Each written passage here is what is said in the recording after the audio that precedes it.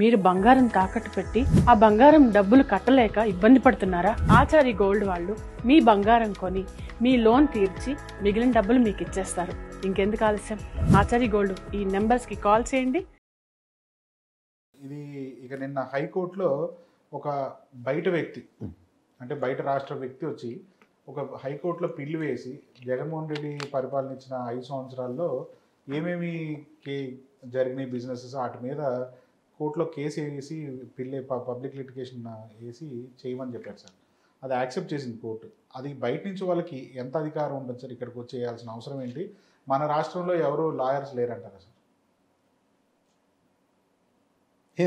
మరి తెలుగుదేశంలో ఏమన్నారు? సింహశెట్టి కుమార్ లోద్రా గారు ఎందుకు వస్తారు?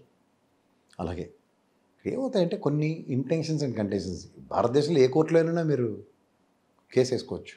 This nothing wrong in it. అంటే జడ్జి ఆయన అడిగారండి సార్, నువ్వు గతంలో ఇట్లాంటి పబ్లిక్కి సంబంధించిన ఎన్ని కేసులు వేసావంటే 3 వేసానని చెప్పాడు సార్. అది ఉంటుంది సార్. ఇప్పుడు in the interest of state, in the interest of nation కొంతమంది ప్రాక్టివ్గా చాలామంది పనిచేస్తుంటారు. వాళ్ళు ఏదో ఇప్పుడు ఉదాహరణకి జగన్మోహన్ రెడ్డి గారి మీద కంటిన్యూస్గా ఈ 13-14 మంత్స్ నుంచి బొంబాడింగ్ జరుగుతుంది ఆ ప్రభుత్వం మీద. ఎవరో ఒకరికి దేశంలో క్యూరియాసిటీ రావడం కూడదన్నది ఏం రూల్ లేదు కదా. సే ఫర్ ఇన్స్టెంట్ ఈ పిల్లి సారాంశంలో జగన్మోహన్ రెడ్డి గారి ప్రభుత్వంలో తీసుకున్న విధానపరమైన నిర్ణయాలు ఏవి కూడా అవుట్ ఆఫ్ ద బాక్స్ కాదు, అవుట్ ఆఫ్ ద గేమ్ కాదు అన్నది కనుక ఎస్టాబ్లిష్ అయింది అనుకోండి న్యాయపరంగా, ఈ వాయిస్ అన్ని ఎక్కడ సౌండ్ అవ్వకుండా ఉంటాయా? సౌండ్ అవుతాయి. కీడు ఎంచండి, మేలు ఎంచండి దాంట్లో. అండ్ ప్రాపర్ ఎంక్వైరీ, నాకు తెలిసి న్యాయ వ్యవస్థ సింగిల్ జడ్జో రిటైర్డ్ జడ్జో లేదా ఒక బెంచ్ కాన్స్టిట్యూట్ చేసి దాని ప్రకారంగా చూడమంది అనుకోండి. ఎగ్జాంపుల్ అవుట్కమ్ లీగాలిటీస్ని ఎప్పటికైనా జస్టిఫై చేయాలి కదా.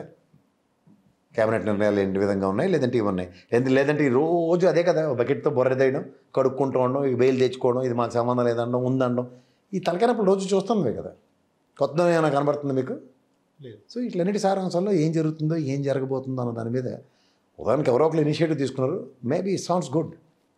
అంటే అతను టీడీపీ వాళ్ళు వేయించారనేది ఆరోపణ. ఏంటి సార్? ఏదైతే గౌరవ న్యాయస్థానంలో మనం we need to suspect people, but we have no right to suspect institutes.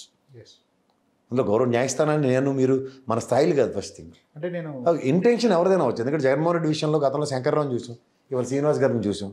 వీళ్ళే వేసిన దానికే కదా కోతిపుండు బ్రహ్మరాక్షసి అయింది. అలా ఒకసారి కోతిపుండు బ్రహ్మరాక్షసి అయినట్టే ఒకసారి భూమరంగ్ కూడా అవుతుంది. అవునండి, ఏం జరిగినా మన మంచికే.